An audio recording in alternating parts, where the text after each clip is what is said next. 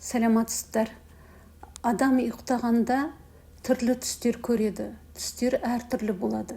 Жай түстер бұл күнделікті өмірдің көріністері, адамдар таныс жерлер, өткен оқиғалар. Эмоциялық түстер қуаныш, қорқыныш, уайым сияқты сезімдерге толы болады. Мысалы, адам қорқып немесе қуанып оянады. Қайталанатын түстер, бір түсті қайта-қайта көру адамның ішінде шешілмей қалған мәселе бар екенін білдіреді. Аян түстер, болашақты болжап көретін түстер. Әруақтарды көру, оларды еске ал деген белгімен көрінеді. Ең маңыздысы, ең қиыны сиқырдан болған түстер. Сиқырдан болған түстен адам жайсыз оянады.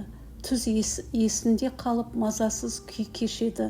Бұндай жағдайда тұзды су дайындап, түс дерт әкелмесін деп ішу керек.